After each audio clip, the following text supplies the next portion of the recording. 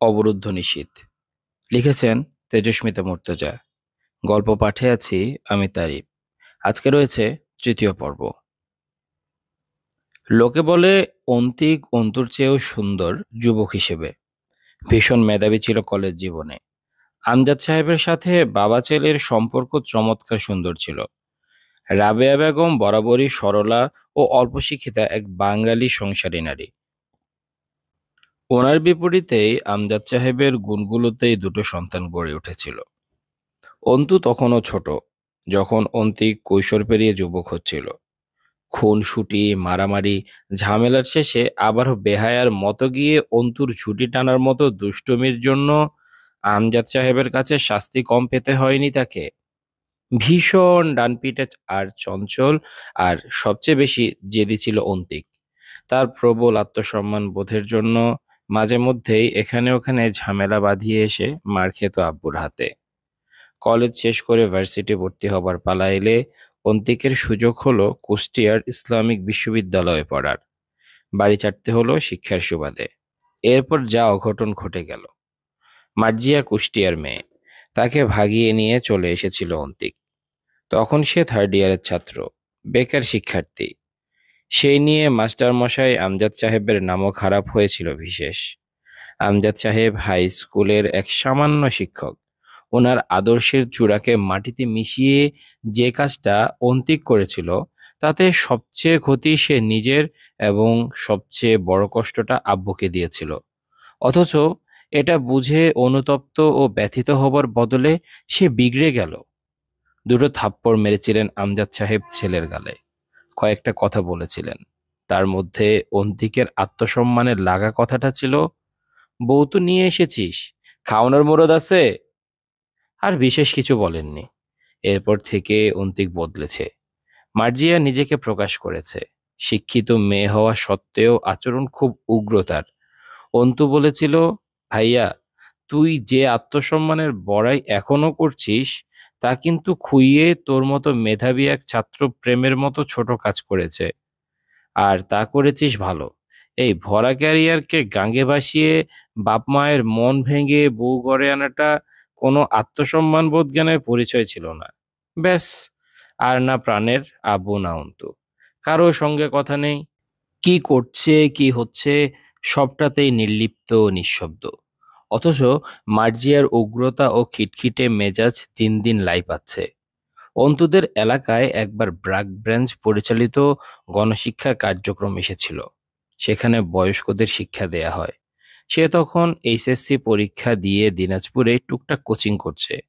শখের বিষয় বড় নিরক্ষর মানুষদের শিক্ষা দেয়া। সেও শিক্ষিকা হিসেবে যোগদান করেছিল সেখানে। সেখানে পরিচয় হয়েছিল তাসিনের সাথে ওর।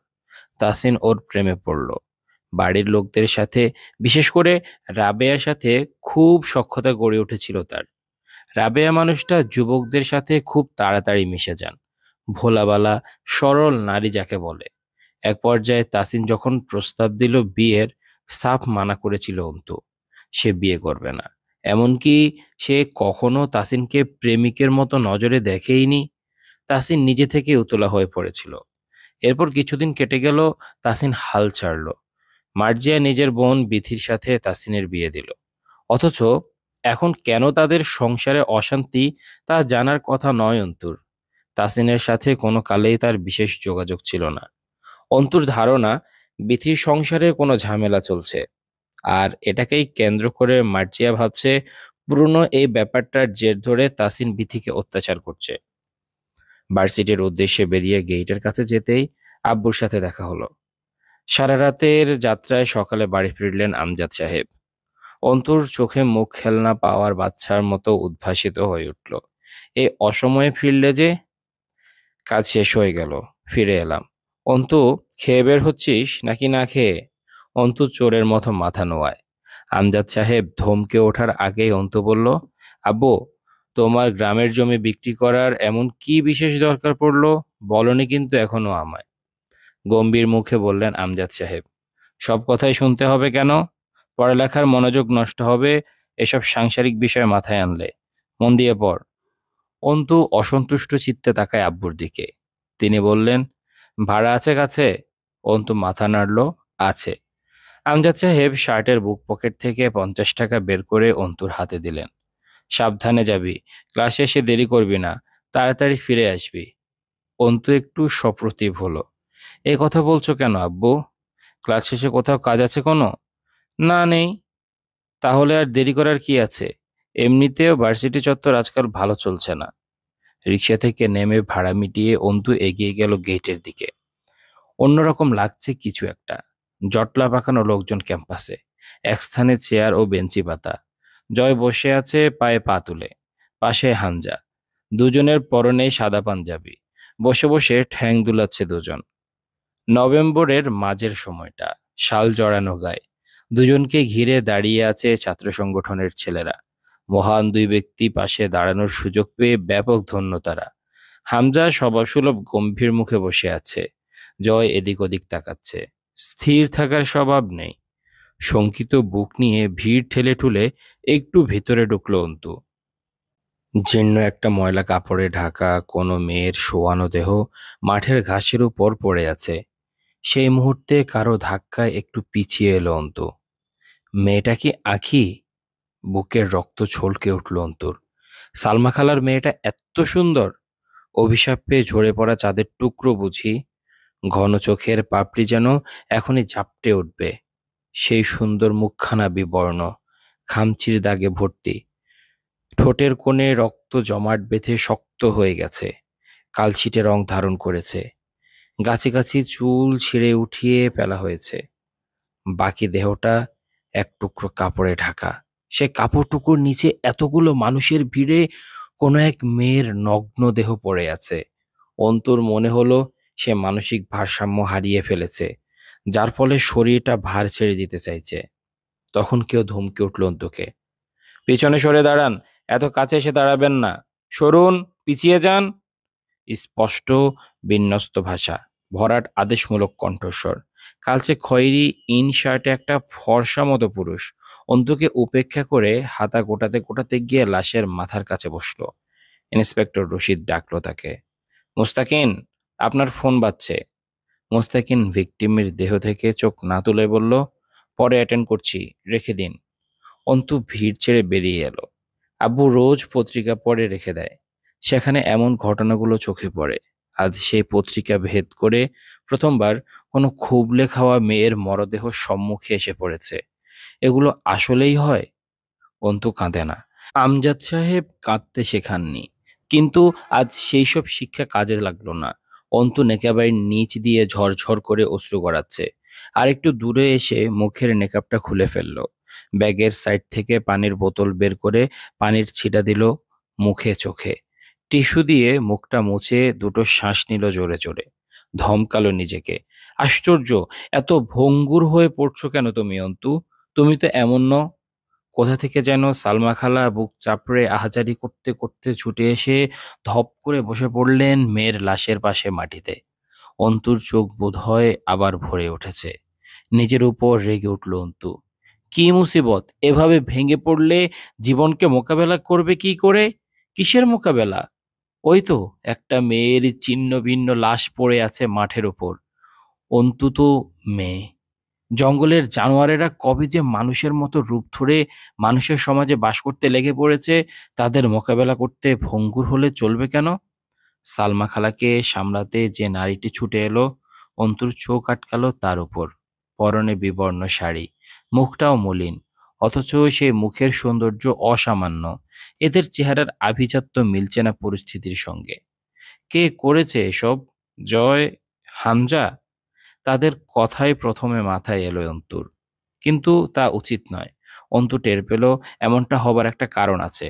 সে আজ কদিন যাবৎ ওই দুটো নামে আতঙ্কিত বলে এমন হয়েছে। শাড়ি পরা নারীটি চাঁদনি, আখির ভাবি। মুস্তাকিন তাকে বলল, আপনারা ওনাকে ভিকটিমের কাছ থেকে দূরে নিয়ে যান, আমাদের কাজ করতে দিন। এই স্পটে আপনারা না ঢুকলে সুবিধা হয়। চাঁদনির চোখে কেমন অদ্ভুত রহস্য, যেই রহস্যটাও এক প্রকার রহস্য যেন। সে কাঁদছে না, একটুও না, অথচ অপলক চেয়ে আছে নিথর চোখে আখির মুখের দিকে। সেই চোখের ভাষা অবর্ণনীয়। অন্তুর মনে হলো মুস্তাকিন লোকটা কসাই টাইপের। এমনিতেও সরকারি কর্মকর্তারা তাই হয়, মোস্তাকিন একটু আখির ভাই সোহেলকে ডাকলো। সোহেল একদৃষ্টে বোনের লাশের দিকে চেয়ে আছে। তার চোখে পানি নেই। সেও শুধু তাকিয়ে আছে। মোস্তাকিনের ডাকে এগিয়ে গেল। মোস্তাকিন কোনোরকম শিরোনাম ছাড়া প্রশ্ন করল, কবে ফিরেছেন দেশে? সোহেল আনমনে ছিল। একটু ঝাড়া মারলো যেন নিজেকে। হ্যাঁ, এই তো 4 দিন হলো। কোন দেশে থাকতেন? দুবাই। কি কাজ করতেন সেখানে? রাজমিস্ত্রি আর স্যাটারিং এর কাজ করতাম। আখিকে লাস্ট কবে দেখা গেছিল বাড়িতে? খানিকক্ষণ চুপচাপ মাটির দিকে তাকিয়ে থেকে বলল, চাঁদনি বলে সপ্তাহখানেক আগে। নিজেদের সামলান এবং আমাদের সাহায্য করুন তদন্তের কাজে। এভাবে কান্নাকাটি করে কোনো রকম বিচার পাবেন বলে মনে হয়। শক্ত করুন নিজেদের। এক প্রকার ভয় খেয়ে গেল সোহেলের চেহারায়। না স্যার, কোনো বিচার লাগবে না তো। আমরা কোনো বিচার চাই না। আপনি খালি আমার বোনের লাশ দেন, বাড়ি নিয়ে যাই। কারোর বিরুদ্ধে অভিযোগ নাই আমাদের। মোস্তাকিন ঠোঁটে ঠোঁট গুজিয়ে নিচে তাকালো। কেউ হুমকি দিয়েছে আপনাদের? সোহেল মাথা নাড়ল। না না, হুমকি দিবে কে? তাদের কথোপকথন ছাত্রছাত্রীরা শুনছিল। মুস্তাকিন দূর থেকে জয় ও হামজার দিকে তাকিয়ে জিজ্ঞেস করলো, কাউকে সন্দেহ করছেন? সোহেল আবারও দ্রুত মাথা নাড়ল। না। কণ্ঠস্বরে প্রাণ নেই। নিষ্প্রভ গলার স্বর। মুস্তাকিন বাম হাত পকেটে গুজে বলল, এসে থেকে শুনছি সকলের ধারণা কাজটা পাটোয়ারি পরিবারের 2 ছেলে করেছে। আপনাদের কি ধারণা? সোহেল দ্রুত জবাব দিল, না না স্যার, ওনারা কেন করবেন এইসব? ওনারা তো সব ঠিক করে দিতে চাইছিলেন। আমরাই উঠি নাই বাড়ি থেকে। এখন চলে যাব, ঝামেলা মিটে যাবে। অগোছালো অযোচিত কথা সোহেলের। বোনের মরদেহ পড়ে আছে বিশ্ববিদ্যালয় প্রাঙ্গণে। তারা বাড়ি খালি করার স্বীকারোক্তি দিচ্ছে। চরম ঘাপলা বিষয়টায়। আবার সহজও বলা চলে। খুব বেশি ভয় পেয়েছে হয়তো। অথবা কিছু লুকানোর চেষ্টা, গা বাঁচানোর চেষ্টা। মেয়েটা গণধর্ষণের শিকার এবং ধর্ষণটা অপ্রকৃতিস্থ কারো দ্বারা সংগঠিত হয়েছে।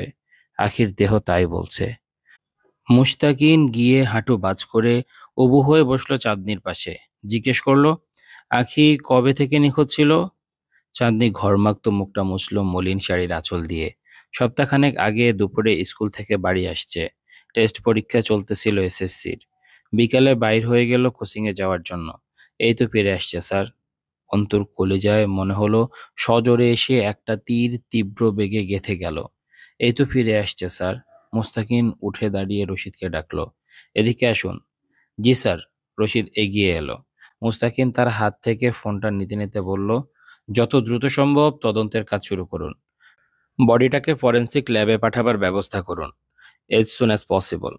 রশিদ মাথা নাড়ল। আবার বলল, কিন্তু স্যার, গার্জিয়ানরা তো লাশ পাড়ি নিতে চাচ্ছে। খুব জিদ ধরে আছে। কোনোভাবেই তারা লাশ কাটাছাড়া করতে দেয়া রাজি না। আপনি একটু কথা বলুন ওদের সঙ্গে। মুস্তাকিন মাথা নাড়ল। আচ্ছা, কথা বলছি। দ্রুত করুন। ক্যাম্পাসে লোক জড়ো হচ্ছে। একটা হাঙ্গামা হওয়ার চান্স আছে। তার আগে বডি ট্রান্সফার করুন মর্গে। কখন কে জানে জনতার মাঝে বিক্ষোভ জেগে ওঠে।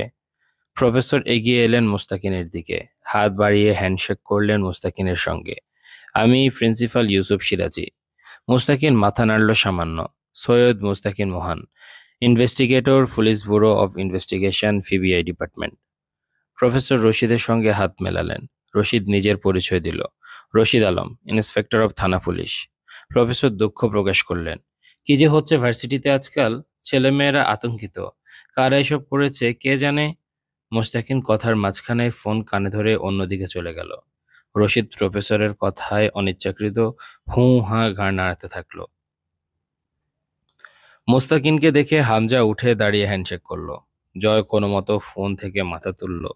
Good job officer. মোস্তাকিন সামান্য হাসলো অদ্ভুত ভঙ্গিতে। Thank you.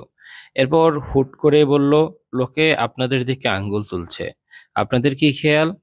হামজা হাসলো। আপনি তুলছেন না আঙ্গুল? আমি আমজনতা থেকে খানিক আলাদা। বলা চলে নিজের পেশার খাতিরেই প্রমাণ ছাড়া আঙ্গুল তুললে চাকরি থাকবে না। চোখ মারলো হামজাকে মুস্তাকিন। হামজা ছেলেদের চলে যেতে ইশারা করলো। সালমা কাঁদছেন। জোরে জোরে কাঁদছেন, বুক চাপড়ে। লোকের চাপা গুঞ্জন। আর পরিবেশে অভিশাপের কালছিটে ধোঁয়া ছড়িয়েছে যেন। জয় জবাব দিল মুস্তাকিনের, আপনার চাকরি ধরেন, আমি রক্ষা করব। তাইলে আঙ্গুল তুলে জেলে ভরবেন তো? মোস্তাকিন বসলো দুজনের সামনে একটা চেয়ারে। সূর্যের তেজ ও আলো কমে উত্তরে হাওয়া এসে গায়ে লাগছে। কাঁধে দুলিয়ে রাখা ডেনিম জ্যাকেটটা গায়ে ছড়িয়ে বলল, আপনার শখ অথবা শাস্তি সহ্য করার কনফিডেন্স, কোনটা ধরবো? হামজা প্রসঙ্গ বদলালো। কিছু জিজ্ঞেস করতে চান অফিসার? প্রফেসর সিরাজ এসে দাঁড়ালেন পাশে। মুস্তাকিন এবার সরাসরি কথা এলো। আপনারা আমাদের ডেকেছেন সকাল 8টার দিকে। তাহলে এখানে লাশ ফেলে রেখে যাওয়া হয়েছিল ঠিক কখন? সে ব্যাপারে কোনো ধারণা আছে? হামজা মাথা নাড়ল। তা জানে না কেউই। আমাকে কল করা হয়েছে, তখন আমি ঘুমেছিলাম। ছেলেরা কল করে জানালো। জয়ের দিকে ফিরল মুস্তাকিন। জয় মাথা ঝাঁকালো। ভাই আমারে জাগায় নিয়ে আসছে, আমি ঘুমাচ্ছিলাম। মুস্তাকিন জিজ্ঞেস করলো, আপনারা একসঙ্গে থাকেন? জয় মাথা নাড়ল। হুম, এক বাড়িতে এক ঘরে থাকতাম। লোক বদনাম করবে জন্য থাকা হয় না। বদনাম তো আর কম নাই এমনিতেই। হেসে ফেলল মুস্তাকিন। পরে নিজেকে সামনে বলল, লাশ এক্স্যাক্টলি কোথায় ফেলা হয়েছিল সেই জায়গাটি দেখান আমাদের। সেটা তো দেখেছেন। বিশ্ববিদ্যালয়ের মেইন প্রাঙ্গণের পেছন দিকটা নির্জন এবং গাছগাছালিতে ছাওয়া। সেখানে সচরাচর লোকের যাতায়াত অতটাও নেই। দিনের বেলা ছেলেমেয়েরা আড্ডা দিতে নির্জন জায়গাটি বেছে নেয়। রাতে একদম শুনশান। ক্যাম্পাসের অফসাইড বলা চলে। সর্বপ্রথম লাশ দেখেছে ঝাড়ুদার। সে প্রথমে বুঝতে পেরেছিল না ওটা লাশ। কোনো মতে ওড়নাটা জড়ানো ছিল লাশের দেহে। পরে কে বা কারা যেন বিশ্ববিদ্যালয় প্রাঙ্গণে এনেছে। এটা সকালে এসে থানা পুলিশের কাছ থেকে শুনেছে সে। মুস্তাকিন দেখল পুরো আশপাশটা। জয়কে বলল, আপনার চোখে প্রচুর ঘুম দেখছি, লালচে হয়ে আছে। রাতে ঘুমাননি মনে হচ্ছে, এখন একটু বিশ্রাম প্রয়োজন। মুস্তাকিন কথাটা দ্বারা কিছু নির্দেশ করলো। জয় চাদরটা গা থেকে খুলে গলায় পেঁচালো ওড়নার মতো করে। হেসে বলল, রাতে ঘুমানোর অভ্যাস এমনিতেও নাই আমার। ঘুম আসলে সকালে হয়নি বললে ঠিক হইতো আমার জন্য। সকালে টেনে তুলে আনা হয়েছে। আসলে আমাদের মতো নেতাকর্মীদের দুঃখ আর পরিশ্রম আপনারা কোনোদিন বুঝবেন না। জনতার মন রাখতে কত যে লোক দেখানো ঢং করতে হয়।